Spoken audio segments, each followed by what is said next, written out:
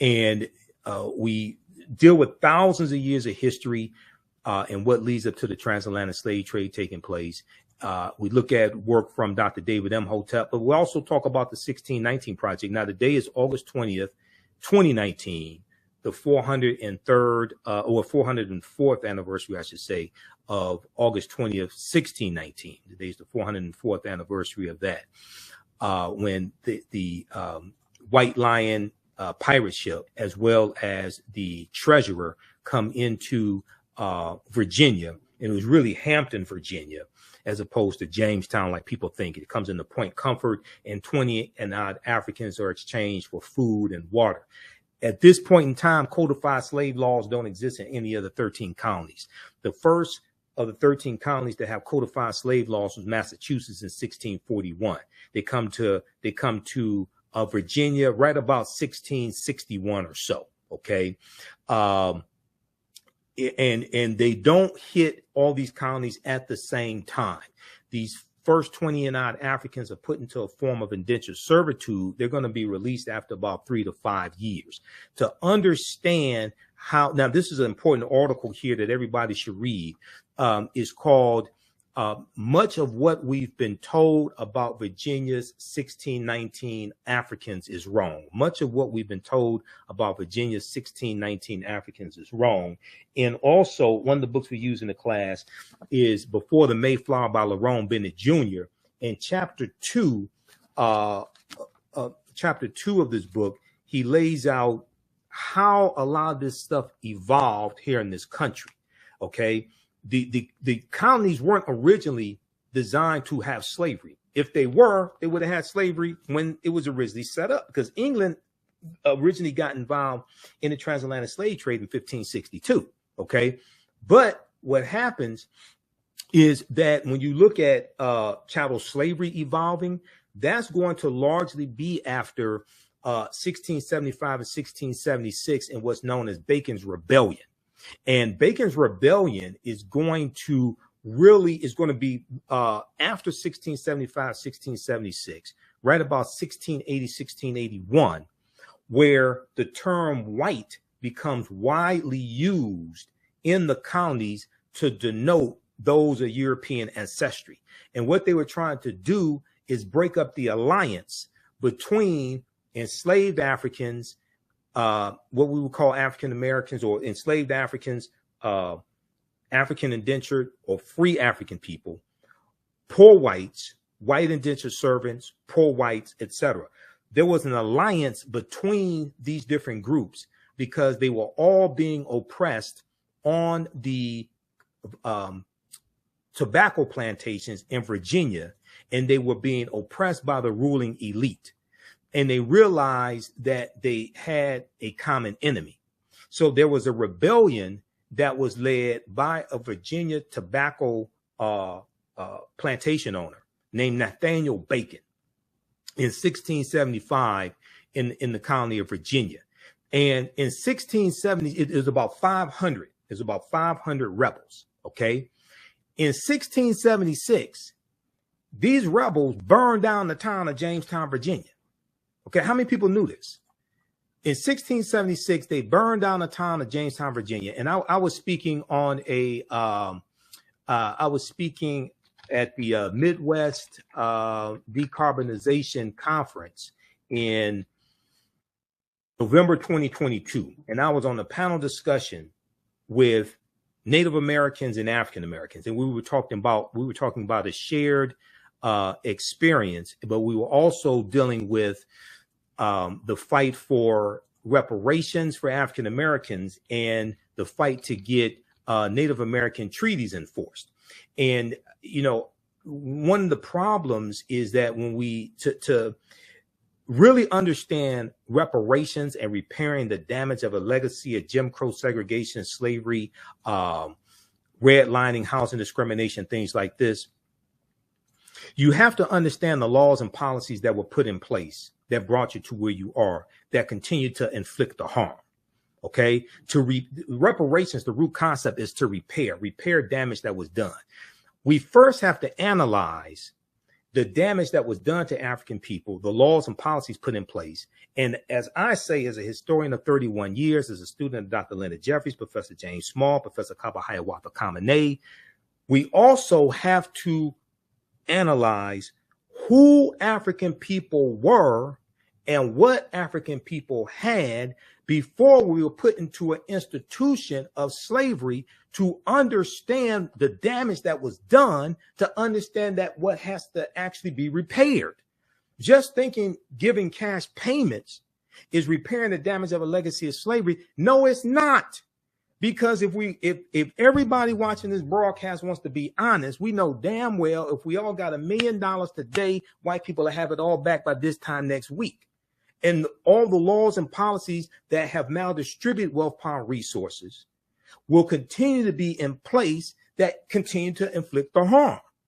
So cash payments can be part of a comprehensive repairing the damage of a legacy of slavery and Jim Crow segregation, etc. It can be part of comprehensive reparations, but it cannot only be the form of reparations, because once you spend the money, you have not changed the laws and policies that continue to inflict the harm. So to understand some of this history, what I did was during the panel discussion, I broke down briefly Bacon's Rebellion. And so many people, regardless of race, don't understand this history. Okay, so Bacon's Rebellion was triggered when a grant for Native American lands was denied. And there's a piece at blackpast.org that talks about Bacon's Rebellion, but also King Philip's War, which was a Native American uprising as well. But the origins of Bacon's Rebellion rested with the conquest of the Powhatan Indian Confederation, 1644-1646, and the Confederation's lands being distributed to the English planter class. Despite their defeat, Indians formerly associated with the Confederation continued squatting on these lands, which caused the Virginia colonists to engage in warfare against them.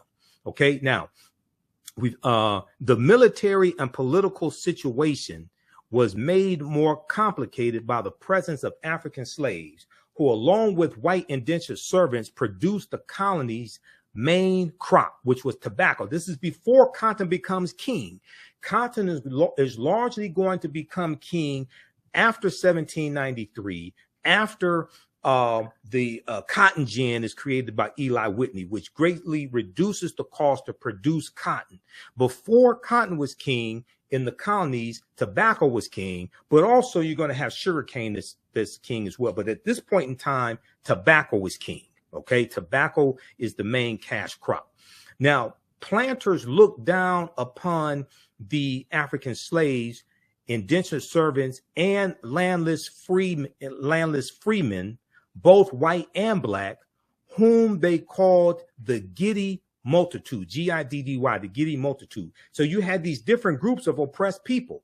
You had African slaves, you had indentured servants, you had what we would call free African Americans, you had poor whites, and you had white indentured servants.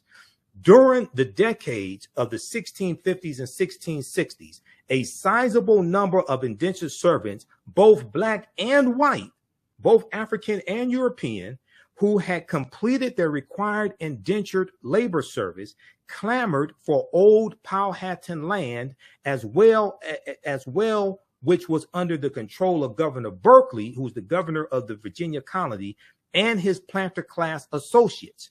Nathaniel Bacon, a wealthy white Virginia planter, declared himself the leader of the colony's former indentured servants, freemen, African and white, African and European, newly arrived landless white immigrants from England, Scotland, or Ireland, and enslaved Africans, all of whom bonded together because of their common exploitation on the large tobacco estates in Virginia. All these different groups of people from different countries realized that they were all being oppressed by the same ruling class, and they took up arms to overthrow the ruling class. Now, on September 9th, 1676, Nathaniel Bacon and his followers returned to Jamestown, Virginia, and battled forces loyal to Governor Berkeley. He forced Governor Berkeley and his followers to retreat, and then Nathaniel Bacon and his 500 rebels burned down the town of Jamestown, Virginia.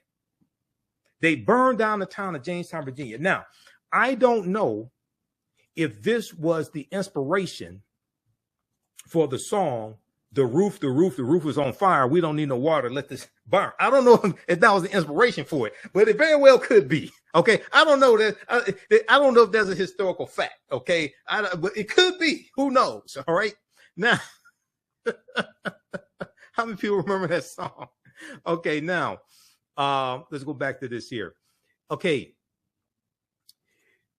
So there's a good article from history.com, official website of the History Channel, that deals with Bacon's rebellion as well. And we reference numerous sources here in the class.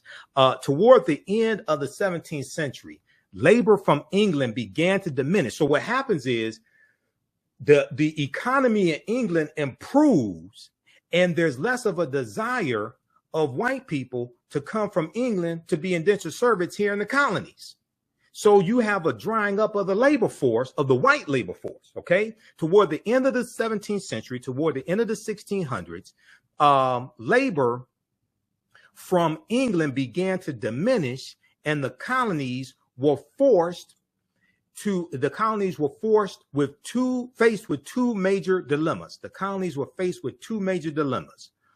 The first dilemma was how to maintain control over the restless poor and the freedmen who seemed intent on the violent overthrow of the colony's leaders, because they were all being oppressed by the same ruling class, the same 1% or 10%. Okay. The second dilemma that the colonists in control, the planter class, the rulers, the second dilemma that they were dealing with was how to obtain a controllable labor force as cheaply as possible. The colonial leaders found a solution to both problems.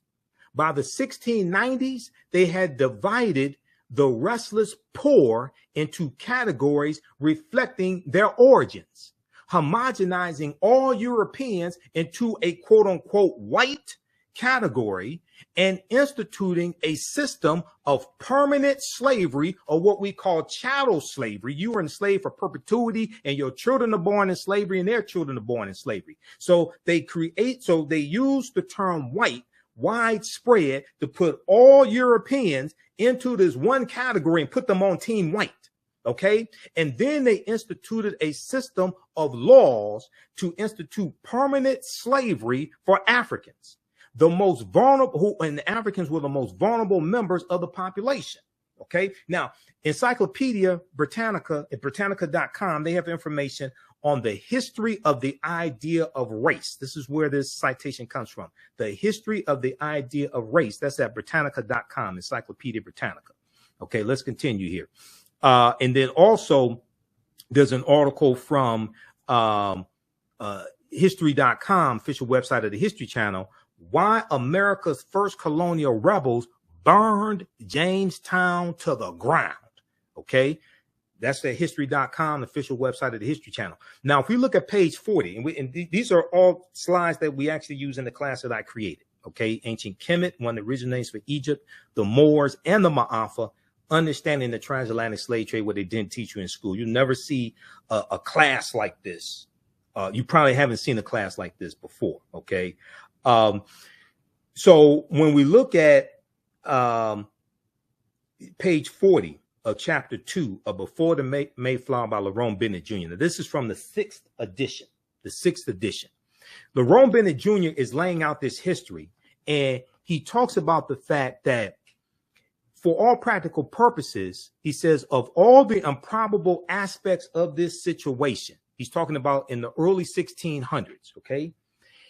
Of all the improbable aspects of this situation, the oddest, O-D-D-E-S-T, the oddest to modern blacks and whites is that white people did not seem to know that they were white. It appears from surviving evidence that the first white colonists had no concept of themselves as white people, white as we think of it today, with some of them, not all of them, but some of them having a superiority complex, about 74 million that voted for Donald Trump in 2020. Okay. The legal documents identified whites as Englishmen and or Christians. Okay. So this is before about 1681 in the colony of Virginia. And the term who we would call white people were identified in legal documents as Englishmen or Christians, okay, early on in the early 1600s. The word white, with its burden of arrogance and biological pride, developed late in the century, late in the 17th century, late in the 1600s, as a direct result of slavery and the organized debasement of blacks. But that's going to be after Bacon's Rebellion of 1675 and 1676. The same point can be made from the other side of the line, talking about African people. For a long time in colonial America, there was no legal name to focus white anxiety. The first blacks or Africans were called blackamoors, Moors, Negers, Negers, and Negars, Negars.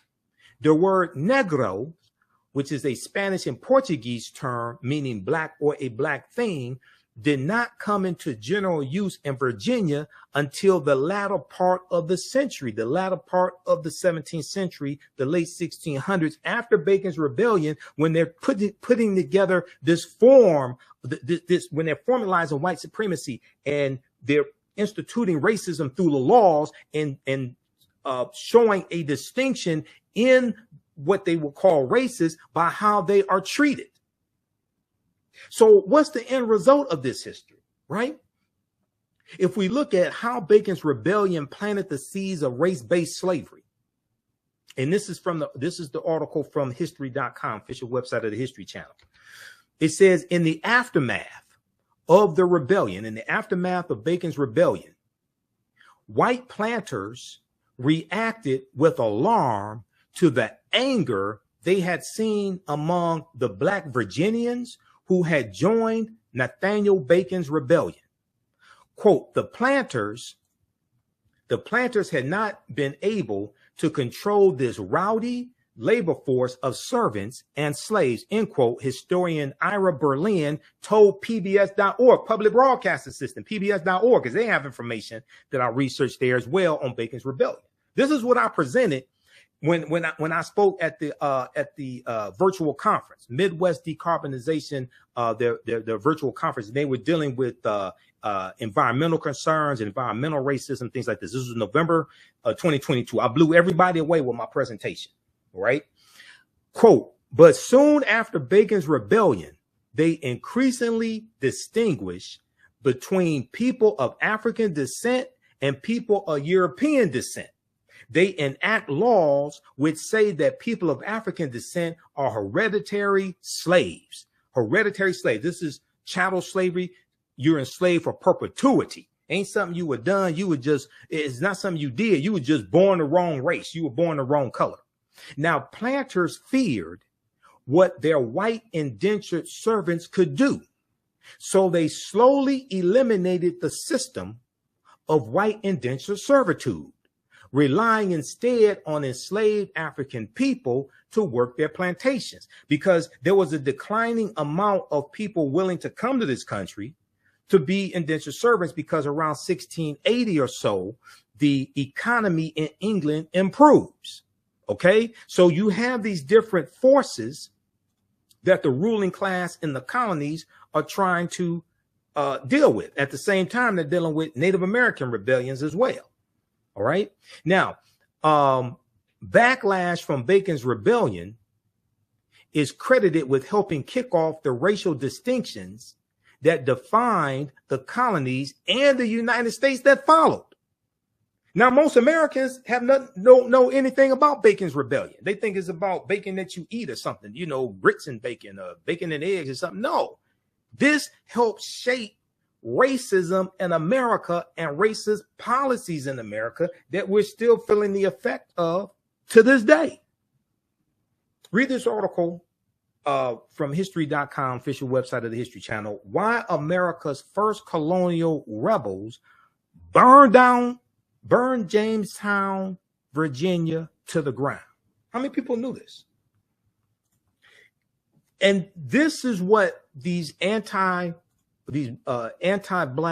anti-African American history laws are doing in these various states: Florida, Georgia, Oklahoma, where you had the Tulsa Race Massacre, June 1st, 1921.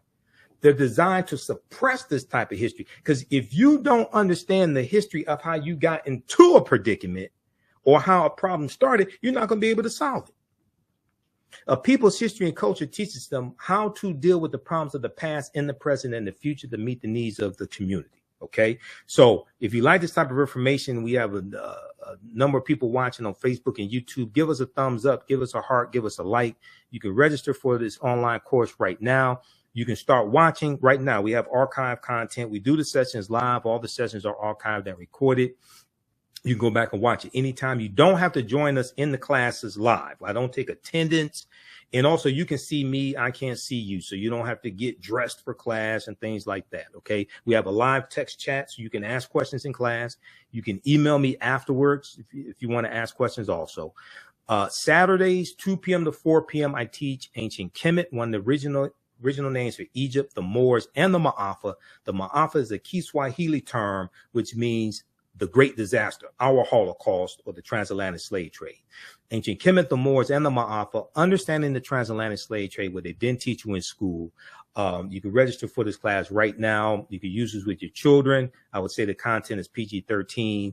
And then on Sundays, I teach Black resistance movements from the Haitian Revolution, U.S. Civil War, Civil Rights Movement, and Black Power Movement, 1800 to 1968. And I was teaching this class. I first started teaching this class in 2021. Okay, I created this class as well. The second one, because I had so much information in the first class that I knew that this period from 1800 leading up to the Civil War, what causes the Civil War to take place, the Louisiana Purchase of 1803, Missouri Compromise of 1820, Mexico winning its independence from Spain, 1821, Vicente Guerrero becoming president of Mexico, second president of Mexico. He was of African descent, 1829, Texas winning its independence from Mexico, 1836, Mexican-American War, 1846-1848, Treaty of Guadalupe Hidalgo in 1848, which ends the Mexican-American War. And as a result of the Treaty of Guadalupe Hidalgo, the U.S. gets the territory from Mexico that makes up California, Arizona, New Mexico, Colorado, Utah, and Nevada. You have the Compromise of 1850, which deals with organizing the land that the U.S. gets from Mexico. And California comes into the Union in 1850 as a free state, but they do try to ban all free African Americans under their first governor, Peter Burnett, by the way. They tried to ban all free African Americans. It didn't work. But the fifth bill in the Compromise of 1850 was the Fugitive Slave Act of 1850. Okay, which went farther than the Fugitive Slave Act of 1793. And we know the U.S. Constitution sanctioned slavery. In Article 4, Section 2 of the U.S. Constitution laid the foundation for the Fugitive Slave Act. So this is why it's important to read the U.S. Constitution. So I hear all these people talking about we want reparations, we want reparations. And if you're seeking a legal remedy to a historical problem, that would imply to me that you need to understand both law and history. Unfortunately, most of our people, especially a lot of people saying we want reparations, don't understand either one. And the foundation of law in this country is the U.S. Constitution. You need to read the U.S. Constitution. Also study the treaties as well, like the Black Freedmen Indian Treaties of 1866. And I talked about the Black Freedmen Indian Treaties in when I spoke at the conference. Okay. And what I found very interesting is that the Native American, so there's about 7 of us on the panel. It was a virtual panel. It's about, I think, 3 Native Americans, 1 person who was African American and Native American. And I could be classified as that too, because I had Cherokee on my mother's side, Cherokee and Blackfoot, because my mother's family's from Tennessee. But and then you had about 3 or 4 African Americans, right? Native Americans were talking about getting treaties enforced. African Americans were talking about getting a study done. They were talking about HR 40. And my thing is like, why the hell are we trying to focus on the study? Now, this was before California came out with their final study, which is 1,000 pages. Everybody needs to go read the executive summary and read it. And they put forth at least 110 policy recommendations to repair the damage of, even though California does not have a deep history of slavery, like say Texas, because 1850 California, between 1850 and 1860, California has maybe about 1,500 people who are in a semi-slavery status, where 1865, when Major General Gordon Granger goes into Galveston, Texas in June of 1865, Texas has 250,000 enslaved Africans. So California doesn't have a deep history of slavery like Mississippi, Georgia, Alabama, Texas, anything like that, okay? But they do have a rampant history of racism, discrimination, housing discrimination, redlining, voter suppression, things of this nature, okay? But I talked about the Black Freedmen Indian Treaties of 1866. And the reason why I discuss this is because we have a history, our ancestors, of getting benefits from these treaties. And the reason why is because the 1830 president, okay, I'm really trying to wrap this discussion up. I know it may not seem like it, but I'm really trying to wrap this discussion up. But let me just try to wrap it up with this here. So 1830, President Andrew Jackson, Donald Trump's favorite president, one white supremacist who loves another white supremacist. Andrew Jackson signs the Indian Removal Act of 1830, which pushes the Choctaw, Chickasaw, Creek, Cherokee, and Seminole Indians off their land in southeastern United States. And they go over 1,000 miles out west into Oklahoma, or what's known as the Trail of Tears, okay? Now, these are what Europeans call the 5 civilized tribes of Native Americans, all right? All 5 of these Native American nations all own African slaves, and the Cherokee own the most, okay? And I have Cherokee in my family, so there's a history of this, right? So there's an article from the New York Times, September 8th, 2020. Black Native American and fighting for recognition in Indian country. Enslaved African people were also driven west along the Trail of Tears, the 1830s, after a historic Supreme Court ruling. Their descendants are fighting to be counted as tribal members. So about 1/3 of the people who were on the Trail of Tears were African people, okay? Slaves of the 5 civilized tribes of Native Americans. Some people wanted to call them servants. If that makes you feel better and helps you sleep at night, okay, you can call them servants. Yes, they're Africans who married into the, yes, you had people who were part African American, part Native American. That's true. Yes, African people were the original people here. And when Asians come about 3000 BC or something like that, they come over here across the Bering Straits. The Africans and Asians intermix, and their offspring are called Native Americans. That's true as well. Dr. David Imhotep deals with this in his book, The First Americans Were Africans, Documented Evidence, which I have here somewhere in the office. Because we reference this book in the class. All that's true, okay? Different things happen at different times, okay? So just because African people were already here, or some of us were already here, does not mean the transatlantic slave trade did not take place. And just because the transatlantic slave trade took place does not mean that African people were not already here. You have to understand a chronology of the last 50,000 years of history, okay? But that's another conversation. Let me see. Where are we here? Okay, Ron Graham's ancestors. So in this article, they talk about this man of African descent named Ron Graham. Ron Graham's ancestors are known as Creek freedmen. They were among the thousands of African Americans who were once enslaved by tribal members in the South and who migrated to Oklahoma when the Native American tribes were forced off their homelands and marched west in the 1830s. This ties into the origins of what we call Black Wall Street in Tulsa, Oklahoma. Okay, and one of the first history lessons I got on this was Hannibal B. Johnson's book. This one here, Hannibal B. Johnson's book, Black Wall Street from Riot to Renaissance in Tulsa's historic Greenwood District. This book right here, one of the best books that you'll read dealing with the real history of Black Wall Street. This is one of the first historical books to really deal with this. And this, he had, this was like the second edition, I think. This came out in, I think it was 2001 or something like this. 1998. Okay, 1998.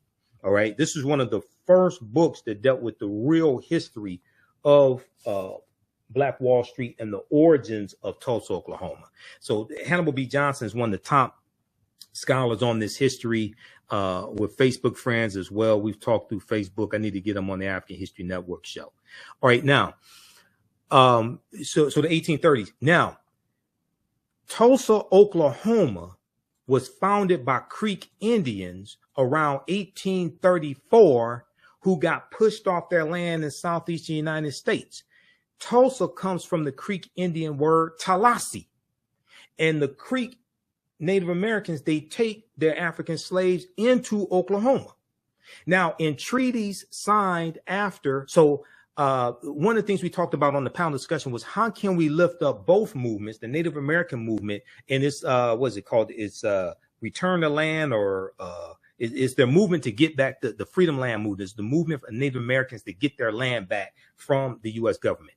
How can we lift up both movements and create synergies? Now, in treaties signed after the Civil War, this is why it's important to understand the Civil War. Okay, 1861, April 12, 1861, it starts in South Carolina with the attack on Fort Sumter, which was a military stronghold.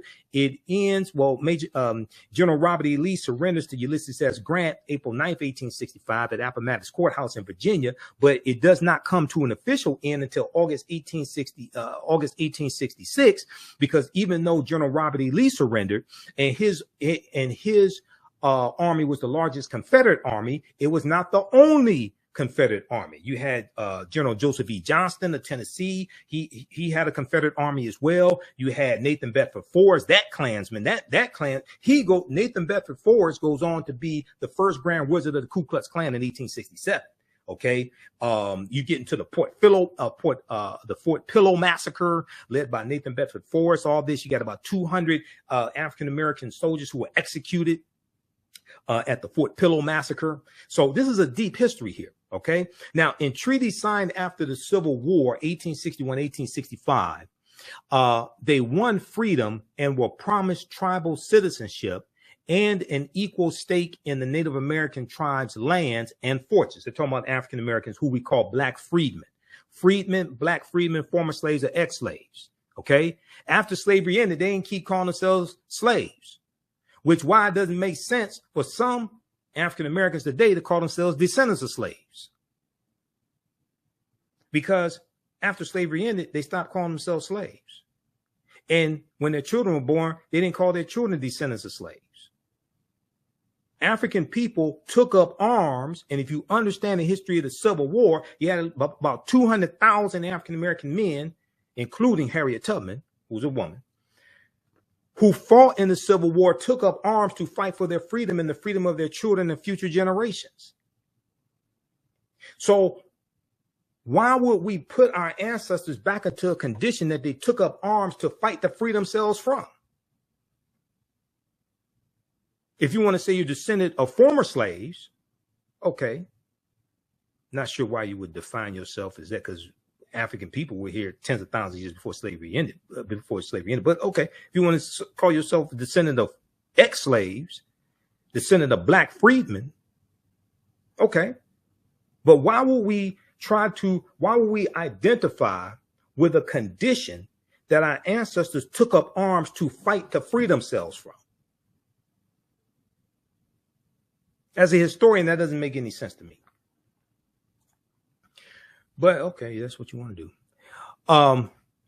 Now, in treaties signed after the Civil War, they won freedom. They were promised tribal citizenship and an equal stake in the tribe's lands and fortunes. But what followed were broken promises, exclusions, and painful fights over whether tens of thousands of their descendants should now be recognized as tribal members. Because our ancestors who were in these treaties got land from these treaties. This is how you get a Sarah Rector. Sarah Rector, who was parents were owned by Muskogee Creek. Okay, she becomes the richest Afro-American girl in the country because oil is discovered on her land in Oklahoma. And they get land from the Dawes Allotment Act of 1887 and the Black Freedmen Indian Treaties. Now, these treaties, what happens is about 1941, the U.S. government conspires with the 5 civilized tribes of Native Americans to redefine what a Native American is. And they said that you had to have one quarter or one quantum Native American blood. So many of our ancestors get pushed out of these treaties and their land is taken away. But these treaties are still on the books right now. Now, Dr. Claude Anderson, one of my teachers who we've had on the African History Network show years before a lot of these other people found out about them. Okay. We had Dr. Claude Anderson on years ago. He was fighting for years to get these treaties enforced for Black people. But now attorney Demario Solomon Simmons out of Oklahoma, out of Tulsa, Oklahoma, who is descendant of Muskogee Creek African Americans, of Black freedmen, he has taken up this fight. And he's an attorney. Sometimes we're on Roland Martin Unfiltered together, because some of you all have seen me on Roland Martin Unfiltered. I've been on Roland Show. It'll be 3 years, October 2023, that I've been a panelist every Friday on Roland Martin Unfiltered. And what I was saying on the panel is, while we focus on the study, we need to be focused on getting these treaties enforced. Because when you read the article from the New York Times, there's about 160,000 African Americans who would qualify for these treaties and qualify for these benefits and get land, free college tuition, free taxes, all different, whatever benefits the Native Americans are getting. Now, some of the descendants have won lawsuits seeking inclusion in the Cherokee Nation. Some gained nominal citizenship as Seminole Indians, but said they could not access tribal services. Others, like Ron Graham, have nothing. Read this full article from the New York Times. But now a landmark Supreme Court decision for tribal sovereignty has breathed new life into their fight. In July 2020, the Supreme Court recognized a huge portion of eastern Oklahoma as reservation land under the terms of an 1866 treaty. The same treaty also guaranteed that freed slaves and their descendants would, quote, have and enjoy all the rights and privileges of native citizens, end quote. So my thing is, like, while we focus on trying to get a study done that has no benefits attached to it, the first thing we should do is focus on getting these treaties enforced, because these are laws on the books right now. But if you don't understand history of law, you don't know this exists, you go out here trying to get HR 40 done.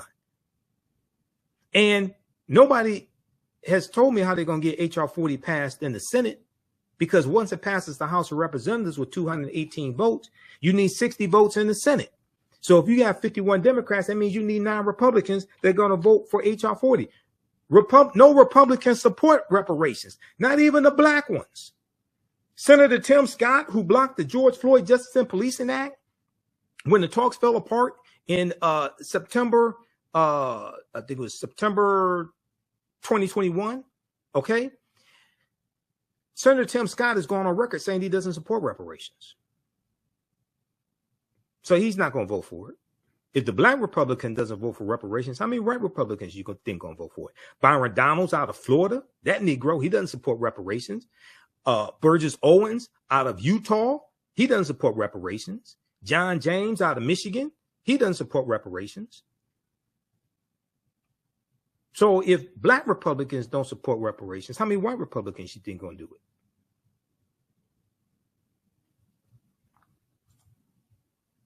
This is why voting matters. This is why these people who keep voting against our own interests have to be voted out of office. We have to fire them. Elections have consequences.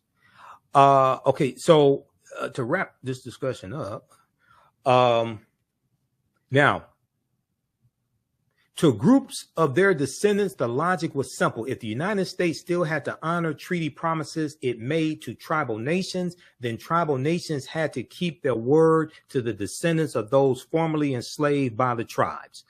Quote, we're making noise, end quote, said Maryland Vann, V-A-N-N, a Cherokee citizen and president of the descendants of freedmen of the 5 civilized tribes. Maryland Vann estimated that there was a diaspora of some 160,000 descendants of those formerly enslaved by these Native American tribes. These 5. Now, there are approximately 567 Native American nations in this country. I am not saying that all Native American nations enslaved African people. That is not what I'm saying. And the history does not prove that. The history does not show that. The 5 civilized tribes, what we'll call the 5 civilized tribes, they did the bulk of that. Okay, so sometimes I get responses from Native Americans, things like that. I'm not saying all 566 tribal nations own African slaves. It's not what I'm saying at all. Okay, I'm being very specific with what I'm talking about, and you can read this information as well. Proper documentation ends all conversation. All right, now, Maryland Vann estimated some 160,000 of these of those formerly enslaved by the tribes, many of them living in Oklahoma. Now, there are groups representing descendants from each of the 5 tribes who meet to share sepia photographs of ancestors, compare genealogical records, and plan protests. Okay. Now, as they file lawsuits in federal and tribal courts, they say they are fighting for tribal benefits, including access to jobs, health care at tribal clinics and hospitals, housing, scholarship funds for their children, and the right to vote in tribal elections, but also for something more fundamental. Quote, my identity, end quote, Mr. Graham said. Now, read this article here from the Washington Post. Black, Native American, and fighting for recognition in Indian country. Black, Native American, and fighting for recognition in Indian country. This is from September 8th, 2020 from the Washington Post. The article goes on to say the freedmen were granted tribal citizenship and in some cases, quote, an equal interest in the soil and national funds, end quote, of that Native American tribe in the treaties that Oklahoma's tribes signed with the federal government after the Civil War, in which the tribes were forced to cede huge portions of their land to the U.S. government. Okay, now we know Maxine Waters has been working with Demario Solomon Simmons, trying to get legislation pushed on this as well. And there's an article from history.com, official website of the History Channel, once again, called 9 Entrepreneurs Who Helped Build Tulsa's Black Wall Street. Okay, and you have to understand this chronology of history, the origins of Tulsa, Oklahoma. So you have all these people out here, they're trying to recreate what Tulsa did, Black Wall Street, this, Wall Street, that. Almost none of them are talking about getting these treaties enforced. And here's why this is important. Okay, now Hannibal B. Johnson is cited in this article from history.com. Okay, Hannibal B. Johnson said the relative wealth of some Black folks in Oklahoma comes in part through their connection to the tribes and their land ownership, through the connection to these Native American nations and these treaties. Okay, says Hannibal B. Johnson, historian and author of Black Wall Street 100, an American city grapples with its historical racial trauma. All right, now this was the book that he wrote that came out on the centennial commemoration in 2021 of the Tulsa Race Massacre that was June 1st, 1921, started June 1st, 1921. Hannibal B. Johnson went on to say, the Dawes Act of 1887 that I mentioned a few minutes ago, the Dawes Allotment Act of 1887, which redistributed 138 million acres of land. In the majority of it was supposed to go to Native Americans and Black Indians, but white people ended up getting 2/3 of that land. This is where the phrase $5 Indian comes from, because they found out that this land, white people found out this land was being given away, and it was like a census that was taken. So you had people that had to go around through Native American country and document who was there, African Americans that were there, so that land could be distributed. But they had to anglicize their name. They had to anglicize their name. So Christianize their name, take on, white names, John Smith, something like that. So white people found out about this. So they paid $5 to the registrars to have their name added to the Dawes Roll so they can get some of that land. Okay. So white people end up getting 2/3 of this land. Britannica.com has information on the Dawes, D-A-W-E-S, named after Senator Henry L. Dawes of Massachusetts. That's who this law was named after. Britannica.com has information on the Dawes Act of 1887. You can check that out. Now, the Dawes Act of 1887 authorized the government to divide tribal territories into allotments for individual Native Americans, which included black members.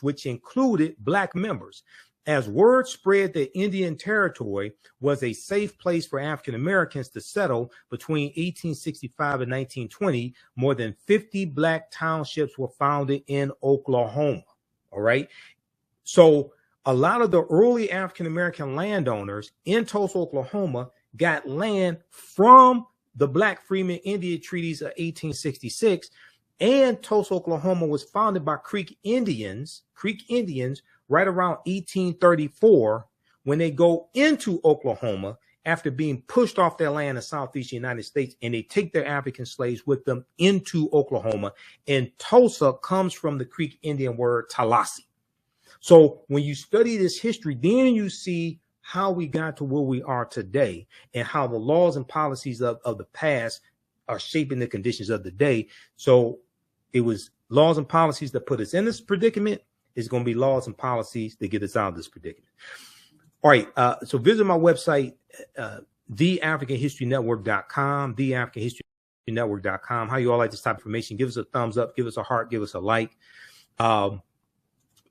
Also, I have in digital download format and DVD format, 15 of my lectures in a bundle pack. African History Awakens the African Mind from Mental Death. This is a 15 lecture bundle pack. The digital download is $75. In DVD form, it's $100. Okay. It's right on the homepage of our website, TheAfricanHistoryNetwork.com. And also we have our PayPal Cash App information here as well. This is our Cash App account, $ TheAHNShow, SHOW. These other ones are fake African History Network Cash Apps. There's about 5 I've identified. I'm trying to get them shut down. You click right here, it takes you to this is our QR code for Cash App. And when you go to it, it'll say Michael. May show my picture there as well. Here's our PayPal information, $ TheAHNShow through PayPal. So you can register for the online quiz, my DVD lectures, digital downloads. They're at our website, TheAfricanHistoryNetwork.com. Also, listen to the African History Network show Sundays, 9 p.m. to 11 p.m. Eastern Standard Time on our social media platforms. 9, 10 a.m. Superstation WFDF, the radio station I was on. They did a format change. So it's not talk radio anymore. It's fine with me. I have my own network, so it really don't make me any difference. And our shows are in audio podcast format as well. Okay. So hopefully you learned a lot from the discussion today with Dr. Chike Akua and our discussion afterwards. Support the African History Network. It takes a lot to produce these shows, do the research, pay the bills, keep the network going. We're going to get out of here. Remember, right now it's correct wrong behavior. It's not over till we win. Wakanda forever. And we'll talk to you next time.